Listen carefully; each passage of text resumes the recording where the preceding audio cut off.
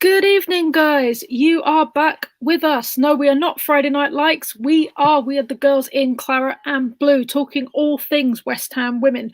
I am Ali, and I'm joined by my co-host Reese, as per usual. Yeah. And it's a bumper show for you. We're going to be talking about the Brighton game. We're going to be talking about the Charlton game. And of course, we're going to be talking about the massive news with the West Ham women, which is the departure of Matt Beard.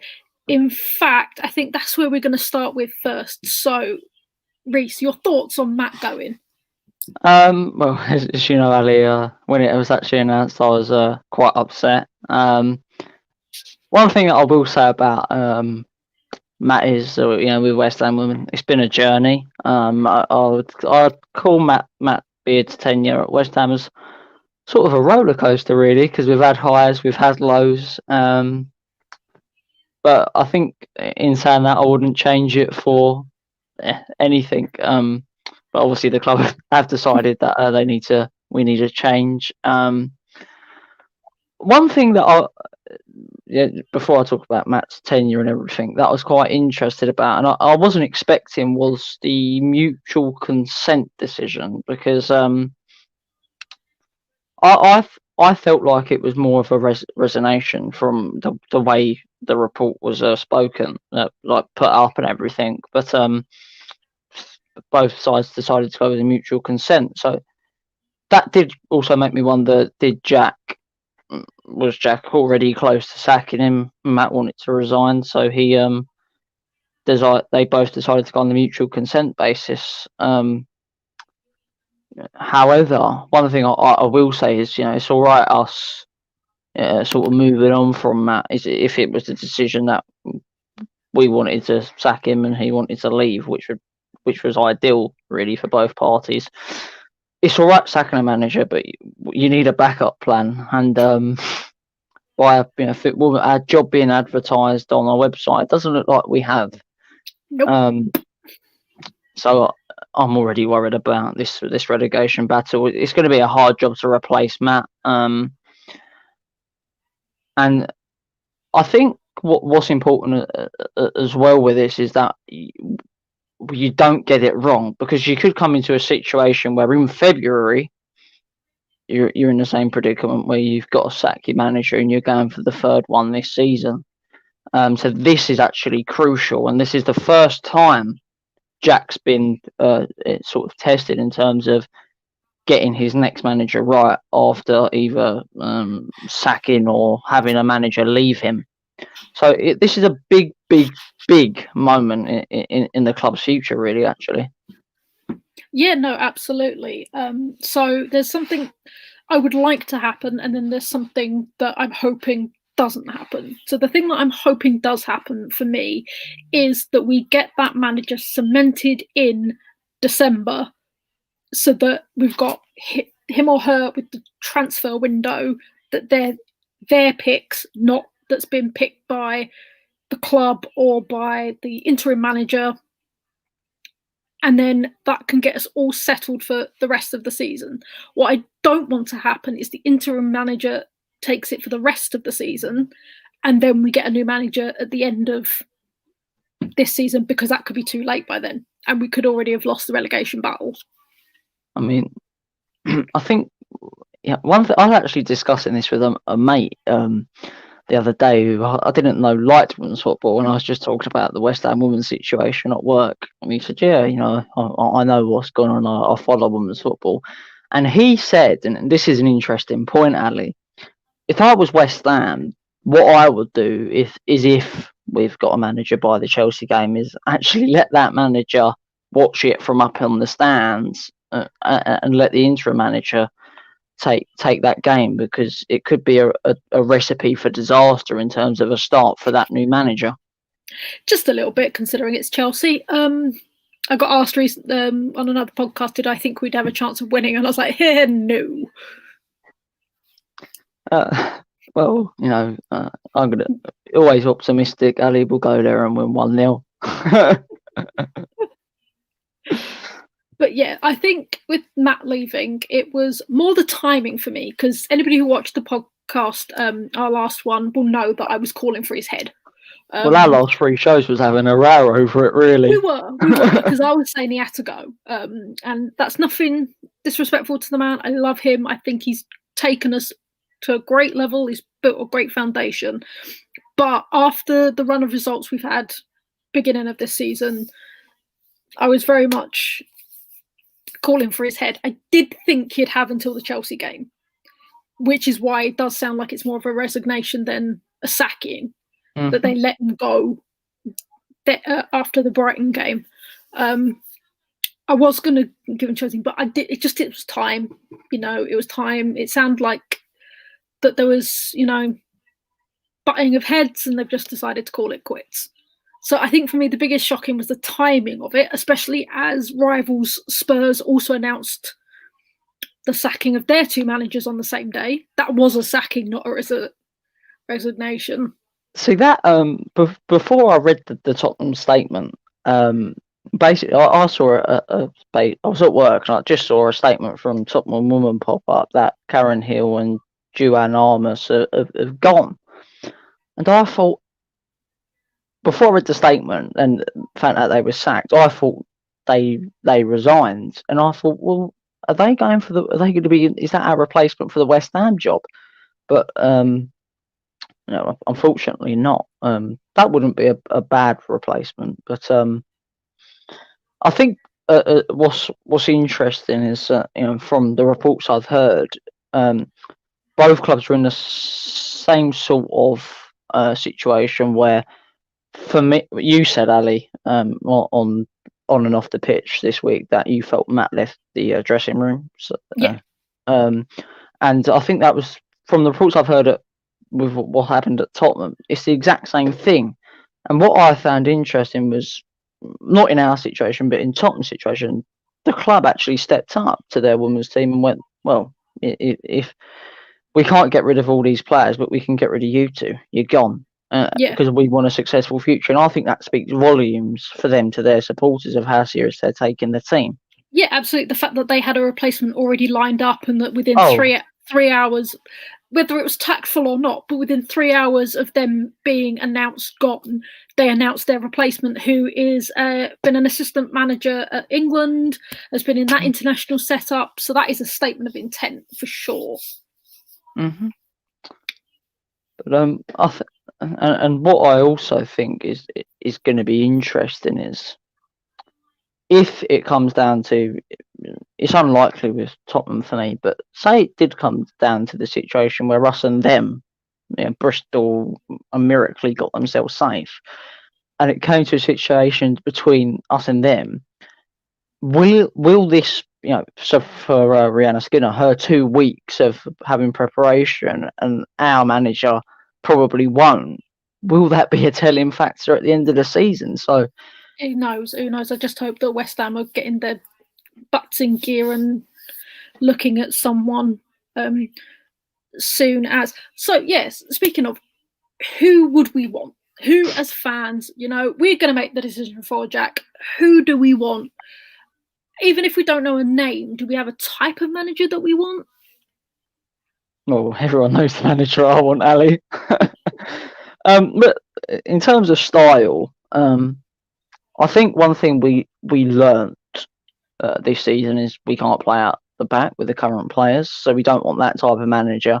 And I'll be honest, even if it's for 6 months until the summer, I would rather us appoint a manager that plays long, boring football well, gets us win, gets us safe, and that's it. That is the type of manager I want, to be honest. I just want a manager that I know will come in and get us safe. So, Sam Allardyce? I think he'd be the last person you'd want. He is the last person I want, but he's yet to have a team relegated. So yeah, but he's got no idea of women's football. If we're going to do that, we might as well appoint bloody Phil Neville. No. See, the thing is, right? I think for us, we've got to get the balance right, because I know you're now after Carla Ward to Nicker from Birmingham. Mm-hmm. It's a name that's been mentioned, but I've been thinking about it. Been doing some thinking, and if I'm honest, I don't know how well Carla would do with our squad. For the sheer fact that she's a very young manager, both in experience and, more crucially, in years. She's quite young. Mm-hmm. Nothing against that, but we've got some senior heads in our team.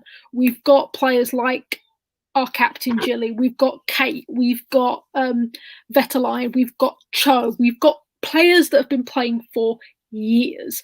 Do you think they're going to be able to take orders from some young upstart that has barely started her career?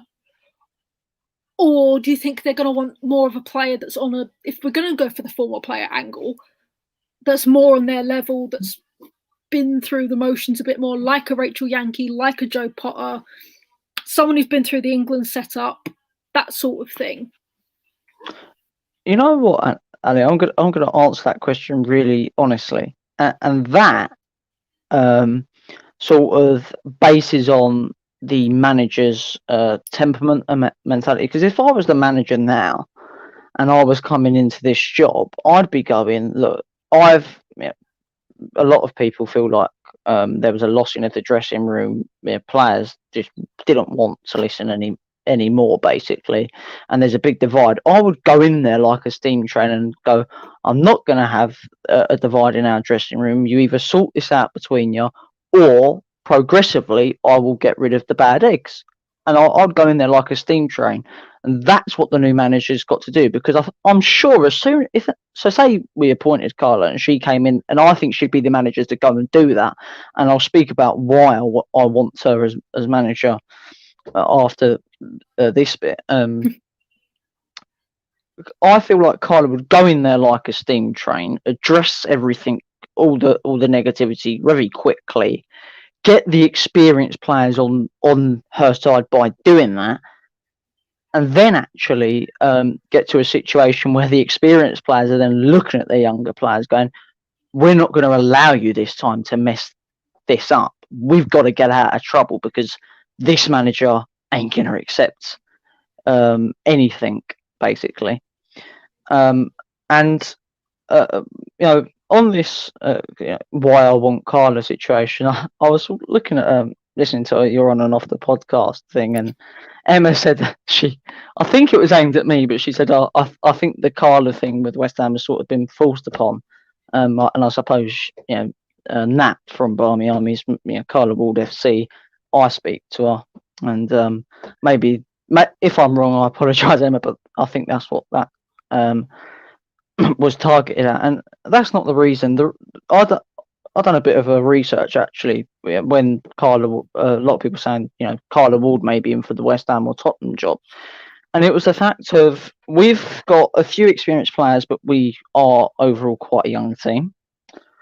She's a young manager. She did well at Sheffield United, unfairly sacked. She's done well with no resources at Birmingham. And I sort of look at that and go, well, if she can do that with Birmingham's squad, imagine what she can do with us. And I also feel like there's a situation with Carla where you'd have a young team with a young manager and we would both progress together. So that's the perfect fit.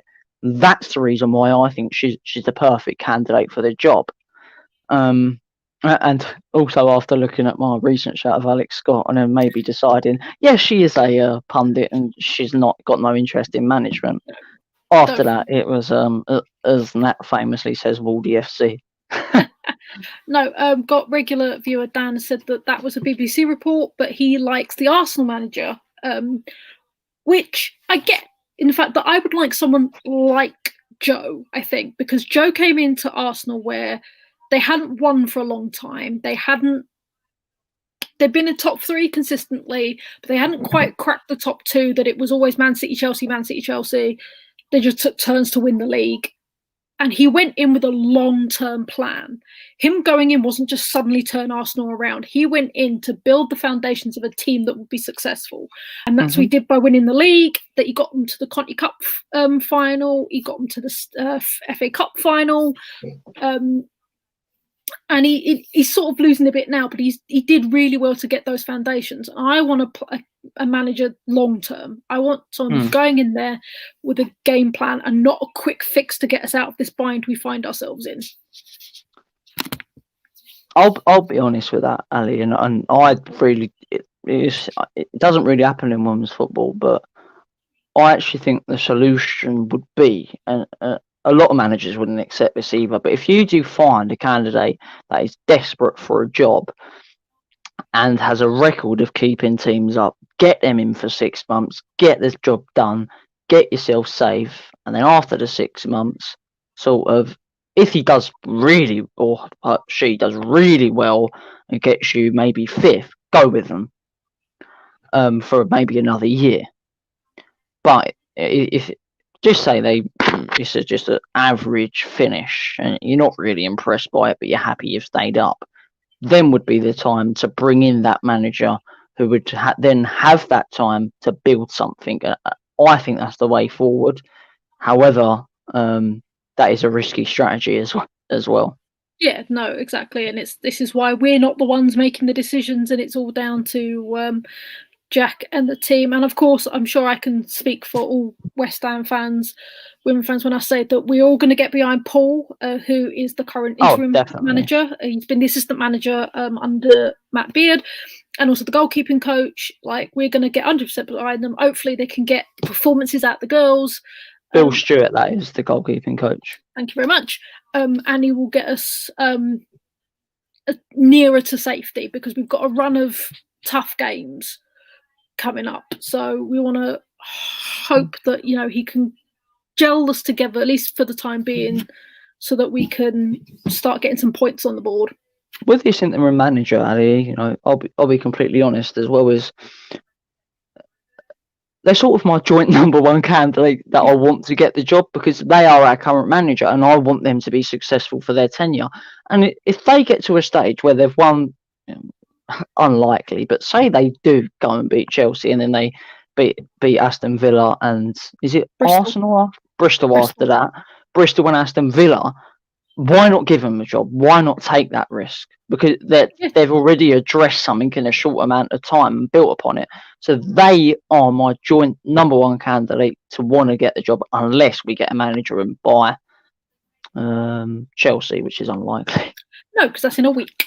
So I don't think that is somehow. But yep, all we can say is we give Matt our best wishes, and we hope that he doesn't stay away from football too long, because he's got a wealth of experience that I'm sure another club could benefit from, and that we are hoping that our interim managers do well and just glue this team back together, because it's clearly been shattered. You know, and I think that the way to sum this up and Matt's tenure and a perfect catchphrase for it, Ali, would be good times don't last forever. And I think that's the way to sum that up. Absolutely. Absolutely. So let's start talking about some matches. So, yeah. Let's start with the bad first, because then we can start on the good. Brighton. End up losing 1-0. That was a hard game to watch, to be honest, because we were good. We were good for some of it, and we had the most chances. And as Reece said to me when we were watching it, he messaged me and said, "I'm going to dob you in it." A certain striker could hit a barn door at 10 paces. I'm not going to say which one, but couldn't hit a barn door at 10 paces, which, to be fair, they did own up to. They did say that and apologised. But we had chance after chance after chance, and we just didn't do anything with it. And then a bad defending error meant that the ball landed perfectly at the Brighton striker's feet, and we ended up going down 1-0. Apart from saying that striker couldn't hit a barn door at 10 paces, what else did you think of the game, Reece? How do I say this without swearing? You can swear on here, it's fine. I thought we was completely and utterly shit. To put it bluntly, it's the only way I can sum it up. It's all right saying, you know, we played well, we passed the ball well when we created the chances, but I mean, the amount of chances we missed was unacceptable for me. And you know me, Ali, I'm not somebody to come on here and slate the team half the time, but we were so bad that day where I really did have the ump afterwards. And people were saying they thought the defence wasn't that great that day, and I think my responses to that is they can only do so much of keeping the ball away from our net. The strikers have got to put the ball in theirs, and I think that was the main issue with that game. It is one of them though. I do look at that game, Ali, and think which we could have. If we would have took a 3-1 performance out of that, we could have built something really, really special after that. But unfortunately, that weren't to be. And we won our Conti Cup game. We'll come on to that. The Brighton game was shambolic. I'm not gonna lie. There is a weakness in our defence, and I don't say that lightly. I don't say that to, as you say, I don't try and rip apart the team because I love the girls and I want to give them absolutely everything. But our defence against that Brighton game would have been down as a winnable game. It would have been put in the plan. It would have been put down as one of the games earmarked that we could win. And clearly that didn't work. Our defence, there was a moment, and it's like, it was because it was part of a football weekend. I was chatting with a load of football fans. What are you doing? Sorry, I'm just putting my phone on charge. Sorry. Just can't see him. But yeah, so I was chatting with football friends, and I didn't notice it until one of my mates pointed it out, which is our back line is quite shaky, and it's one of the it's on one particular side. Have I put you off? Yes, and somebody's told us that you've made him look dizzy. But it's on it's one particular side, and I hate to say it because I love her, I do, but it's Grace. There is a moment when after they got their first goal that they almost got a second because she didn't know what she was going to do with that ball and just booted it up, and it almost went to a Brighton player if it hadn't been for Mac, who managed to punch it out. Yeah, you just reminded me. Yeah, I remember the moment now. Yeah, if Mac hadn't been turned on, that would have been either an own goal or a gift to a Brighton player. And I thought it was just a Brighton game, but I've watched games back, and there is a lot of almost moments that either Gilly's come and saved the backside, or Mac's come out, or Vetterline's come out, and I think it's inexperience because she's a young player. She's just come off of the college system in the States and she's not got a lot of WSL experience. But that's something we need to address, and we need to address quickly.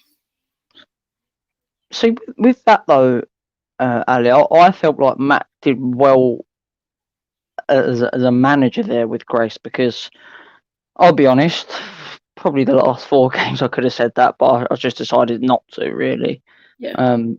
However, I think because of their age, if you took her out the team while the team are under, the firing line, you could completely shatter her confidence. And I think the way to manage that would be, in Matt's case, keep her in the team and just hope she just genuinely gets better as games go on. However, I do feel like the time maybe now is to take Grace out the firing line for a couple of games, win 2 with experienced players, and then bring her back in. Exactly what Dan has said. He said that the defending for the Brighton goal was terrible. 5 at the back could save us, which I know is our preferred system. We prefer having 5 at the back. Get Moisey, and he can play that quite well. And with, I can't say our name. Go on, you can say our French player's name. Sissoko. Thank you. Fit now, that maybe we can play that system, and then it will allow Van Egmond to, instead of being dropped back towards the fence, she can play her natural position, which is a number 10. Is Maz going to be fit for the Chelsea game? Pacheco? I don't know. They don't tell us any injury info. We barely know she's injured. We just know she's not been playing. So I don't know. I'm hoping soon, because we are missing her. We are missing Maz something chronic, but I don't know. The reason I asked that is because I don't think we could play that system without Maz, because I think you'd need to play Rachel slightly, basically right wing. because I Yeah. think we need experienced players in this situation, like I've said, and I think Rachel at right would be perfect.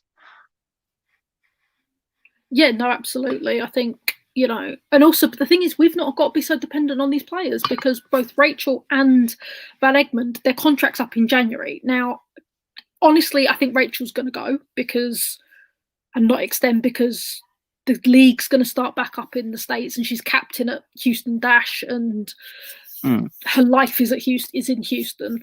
We might have a chance at Van Egmond because she was playing for Orlando Pride. And they've not had the best of seasons last season. Is she still at Orlando? Because I'll be honest, Ali, I don't really understand the American system because it's just a shambles. Well, here's the thing. Yes, she's technically still at Orlando.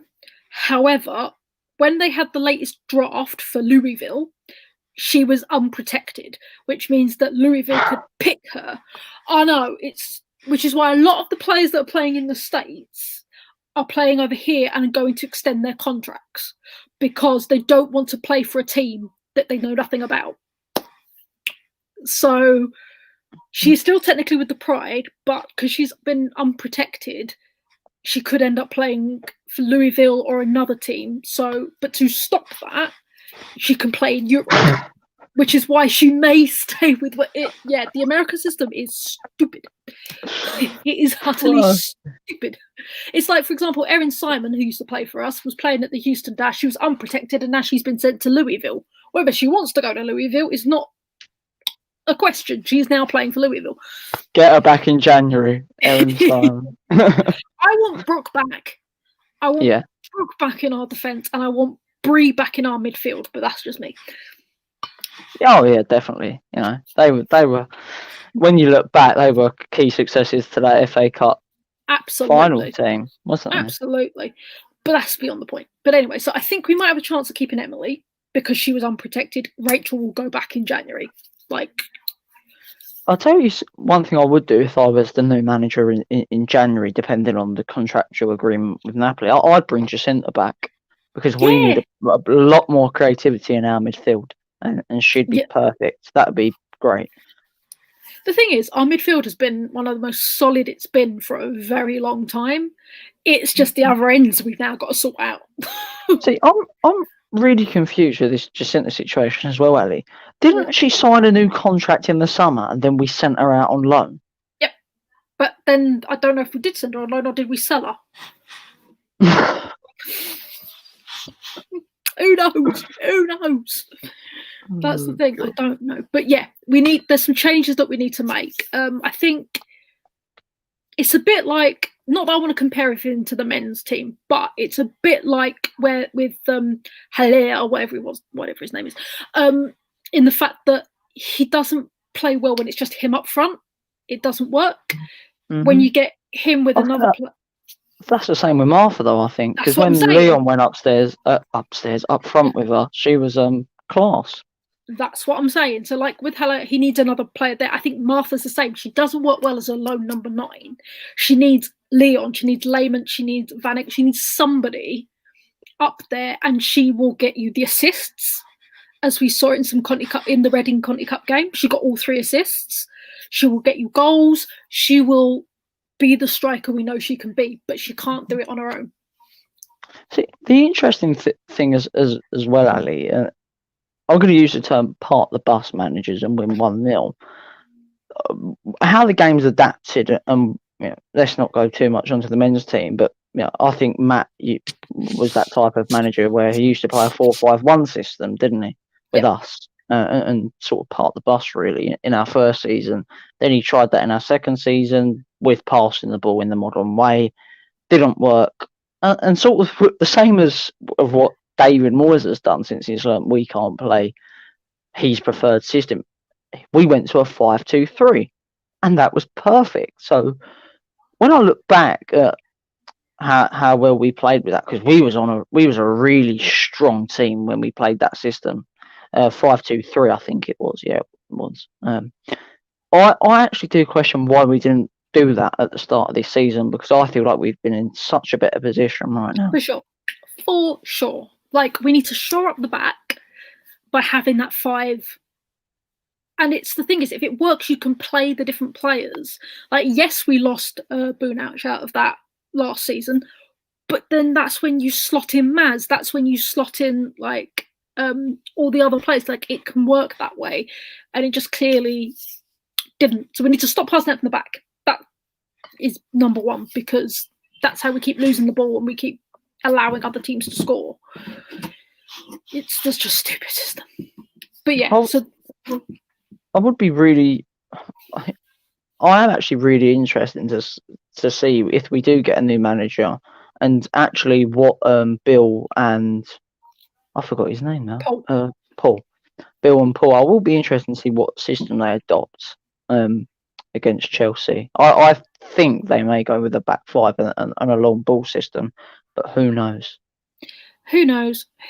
But yeah, back to the Brighton game. So yeah, it was, as you say, we can say as much as we want. We played well, but we didn't get the points. It doesn't matter because we're now. I don't think we played well, though, Ali. I thought we was far too wasteful with our chances. I'm going to be completely honest with it. Yeah, we were shocking. We were absolutely shocking. And I don't know, because that's the game that Matt said that he handed in his notice. I don't know if he'd spoke to the team beforehand and they were a little bit jarred, or if we were just generally terrible. I don't think he did, because I don't know if you've seen, I'm guessing you have. Have you seen the pictures that our good friend Avitz put out after the Charlton game? And from what I've seen of the players' reactions up, I think that's when he told them. Okay, so we were genuinely shocking then. Fair enough. But one thing I'd like to address, and you know, it happened after the Brighton game, was a lot of people were going on Twitter and on social media, and I think one comment was how shocking our captain was. I didn't get that. No. Gilly done exactly what she was supposed to.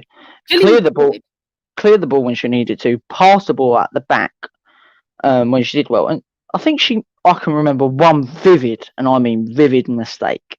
But I just have to address that comment. And, you know, I think Gilly went on Twitter and was quite offended by that. And I think so that was nonsense. Absolute nonsense. Gilly was the Gilly we know. She was steadfast.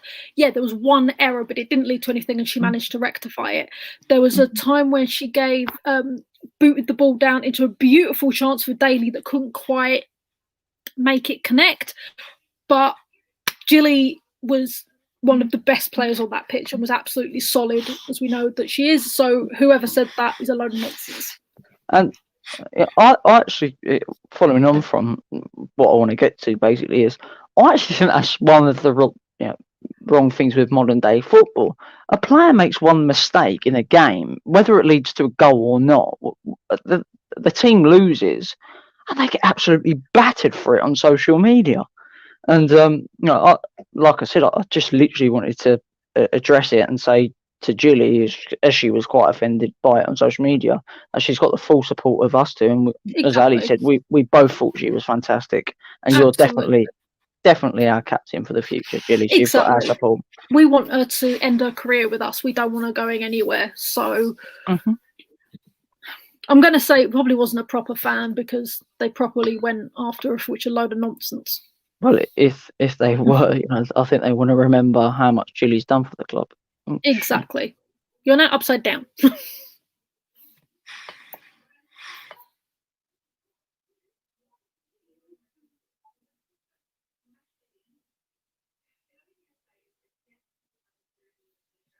Hello. And he's gone. So I'm going to keep talking, because that's quite fun. So we are going to talk about the Charlton game, which is the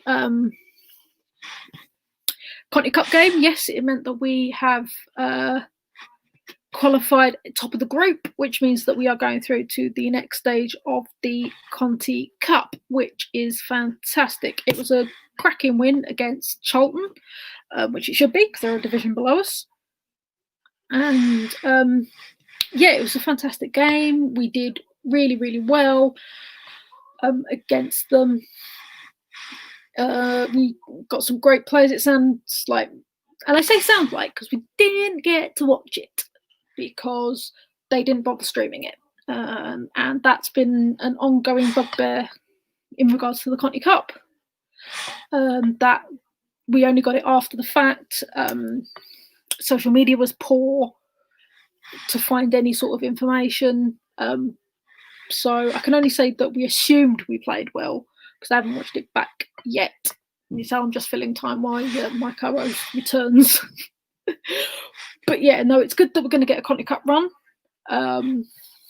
which we didn't last year. We very unluckily, due to goal difference, didn't make it through to the next stage. But we are this year, which is great. It's better than Arsenal because they're out for the first time in a very long time, because normally they're in the final. It's normally them and Man City in the final, at least. Last year for a new winner of Chelsea. So they're out. Tottenham are out. Man United are out. Liverpool are out. So, hopefully we'll get a good draw. Got Selly. Nice to see fans will be allowed back in soon. Yes, it is great to see that some fans are going to be allowed in due to the new tier system. That London is tier 2, so they can allow up to 2,000 fans in. That's for the men's game, which is going to be interesting. And they're also going to allow fans back into the women's game. I'm a little bit knocked off because I live up in Manchester, and because I'm tier 3.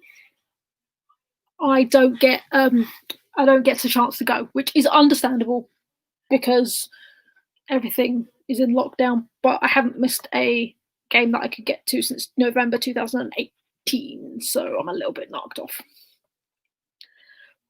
But it is cracking that they're going to start allowing fans back in. I know that a lot of people have missed live football. It's not quite the same when you watch it on your streams, and you've got dodgy commentators who can't quite pronounce players' names, and you get quite knocked off of that. So it's going to be great. Do we know how many fans are going to be? We don't know yet. The likelihood is it's going to be season ticket holders. Which was what the trial event against Arsenal was. It was just season ticket holders only. And if you have an address that's in a tier 3 zone, you won't get a ticket because you won't be able to travel. So the trial event was for about 1,000 and odd people. So I reckon it'll probably be about the same again. That can safely social distance in Dagenham Rugby's ground. I know a lot of my friends down south are very excited about it coming back. Reese has just messaged me. He's on his way. He's just his phone booted down, so he's got to just boot his laptop up. But yeah, it's gonna be nice. I think maybe that's gonna make the difference for our girls. Maybe they've missed that 12th man because everybody knows that we didn't shut up through every match. So maybe they just missed the noise, and with us being that extra boost, I don't know. I just hope that something happens because we need to turn around our season. Very good at this filling time, am I? Come on, Reese, where are you? But yeah, so Dan said, I really hope we can get. Yeah, exactly, Dan. I think the girls have missed us completely. Hopefully, we can be that voice to give them a bit of an extra boost. I hope it doesn't every game turn out like the Arsenal game, because that wasn't very successful with our. And he's back. There he is. Do you know how much time I had to fill? Sorry, I did watch some of that while the laptop was booting up. I had so much time to fill. Right, we can talk about the Charlton game. Oh, look, I've done a lot of talking. You can start talking now. Charlton game, go. Well, I don't know, because we didn't get to bloody see it, did we? I mean, the only thing I can say about that is a really good result. I actually thought that was going to be leading on to some success in the league with Matt. Unfortunately not. The players gave Matt the send-off he deserved. However, I'll do my usual rant. Yeah, it's absolutely disgusting from the club that we didn't get to watch it, knowing it's behind closed doors. And I'm not going to stop addressing this, even when the fans go back. If we're allowed to at Conti Cup games and we're in Tier 3 and it's not being streamed, it is completely unacceptable. We're fans, we pay our money, we want to support our team, provide a link. It's not even that. Like, the social media team was terrible. Like, I had to follow what was going on the opposition's Twitter, because our Twitter literally said when we scored a goal and like when it was half time, like that was it. We got no like commentary on the game, so we had no idea if we won 4-0, but that's kind of expected because it's Charlton, they're the league below us. Like, you'd expect us to win that well, but we didn't get notified when they had a player sent off. We didn't get notified when we were playing good pressure, when they were going playing pressure. And as it is, I had to guess with Charlton because they refused to name our players. So like, one of their players got sent off because they tackled one of our players badly who was on goal. It wasn't until like afterwards I found out it was Leon. Like, if we're not going to be able to see the games, you could at least give us a good social media commentary that we can see what is happening.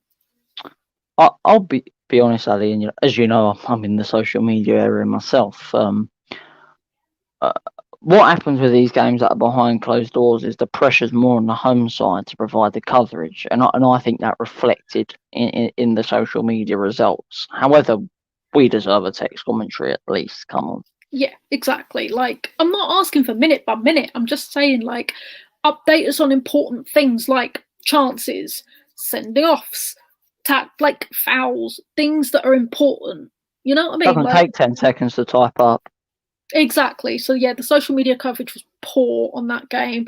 But like I said, it was great that we won 4-0. It meant we qualified top, which means we've got automatic through to the next round. Goodness knows who we've got next because nobody can work out the rules.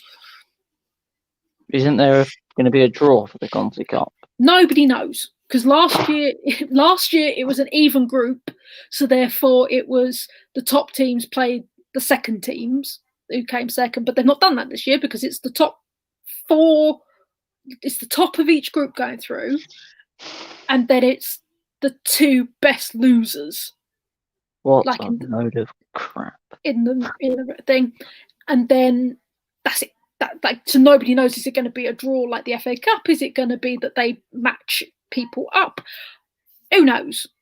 Don't even think they know. What a bloody shambles. All I hope is that we get a good draw because I'd like us to at least get to the semi-finals. All I hope is we have a manager by then. There's that too. But you was talking about the Tier 3 system, weren't you? Yes, because as Sally mentioned, it's good that fans can get back into the games now in certain places. If your club is in Tier 2, then you can go see your club. And we was working out how many fans we reckon.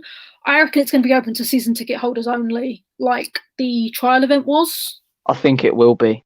I think as well. I know it's sort of affecting you, Ali, that you know you can't go because Tier 3 situation, which is disappointing. But I will say well done to the club on the way they've actually thought about it, because beforehand, before we entered the first lockdown, it was sort of Tier 3 was going into Tier 2 places and that, and the club in the trial events. And the club has actually addressed it. And I think they've actually thought of a strategy beforehand for when fans come back, if we've got this system in place, how are we going to operate it? And this is going to take time for the club to operate. So completely well done to them on that. And I think it's going to be especially good for us that in some games that maybe if we go and play a Man City, their fans won't be there to encourage them right now. When we're at home, we're there to encourage our players, and I think that'll be a massive psychological boost to us. I really can't wait to get back. Don't rub it in.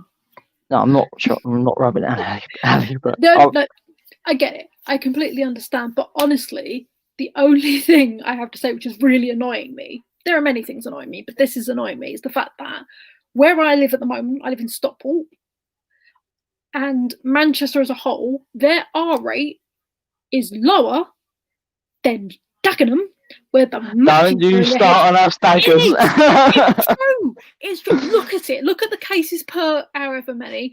We're on 200 and something. You guys are on 350 odd, right? So how is it I can't go and see my team because even though I'm in a lower place than where the match is going to go ahead? That's the only thing that's annoying me. I'm going to say that's what's annoying me is the fact that I'm in a safer place and I can't go because I'm deemed too much of a risk. Well, yeah, we could go into politics, but that's not. We're not gonna go into politics. I'm just saying that's what my thing. But it is good that the fans are coming back. I do think our girls have missed it, and I do think that they need it. Other thing is, again, don't want to talk about the men too much, but I'm hoping it doesn't have the opposite effect for our men because they're currently doing quite well. No, I do have to say though, Ali, with this system that's going on, and as you know, I'm involved in non-league a lot, and this system is so messed up where it could mean this is going to be decided tomorrow that because some of our clubs are in tier 3 and at our level of football, they can't afford to stage games behind closed doors, that the whole league is going to be shut off until the end of the review. You know, it is a complete mess. It's ridiculous. Take, for example, Bristol City, right? Bristol City currently play their games in Bath. Bath is in tier 2. Bristol is in tier 3. So fans who live in the actual city that the club is named after can't go and see their team play in Bath, but people who happen to live in Bath that support Bristol City can go and watch it. It's just that sort of mush. But we're not getting into politics. We're not getting into it. No, but one thing I'd like to address is how's that going to affect Bristol City? Because they're actually based in Bristol, but their women's team is based in... let's not get into this. It's a load of faff. Nearly as bad as the American draft system. Yeah. Don't get me started on that one as well. That one's completely confusing and completely ridiculous. And as friend of the show, Pete, messaged me before I went on air, how is it that their league is one of the worst to watch entertainment-wise? Yeah, they've got one of... Pete, the NWSL. What league? Oh, NWSL, sorry. One of the worst ones to watch because it can be so boring. Yet they've got world beaters in their World Cup team and are currently playing the Netherlands. Well, just finished playing the Netherlands and had an absolutely cracking game. One thing I don't think you've answered. Who do you want as manager next, Ali? Do you mean type or actual person? Actual person. I want Rachel Yankee or I want Joe Potter. I want like an actual player that's come through the ranks and will be able to relate on our team. You've got relatability for the older players, a great icon for the younger players, and we'll hopefully get the best out of them. So yeah, I want an ex-player. So I'll do this as well, just to so the viewers know. Your top 3 shortlist in terms of managers. Who are you going for? Top 3 shortlist of managers. I would say that I'm a bit like you in the fact that I would like our interim ones first and foremost because I want to keep that consistency. If that's not going to work out, then I want Rachel Yankee, and if Yanks doesn't want it, then I want Joe Potter. Well, for me, it'll be. I'm not going to do joint, so I'll be honest. Carla Ward first, interim manager if they do well second, and then third, I will probably go for Lee Birch at London Bees because I think that would be a really good appointment. He would be, but would he be too much like Matt? However, in saying that, I think because we felt like the manager lost the dressing room, and the same reason for Carla, and it's something I've said throughout who I want as a manager, you need a manager that can play Matt's football but address it differently, sort of have it basically a fresh face. That's exactly what we need. Except from not trying to play at the back and play a bit more long ball. Yeah, That sounds good. And that also sounds like a great time to leave it because my throat is dry because I had to fill for this one. So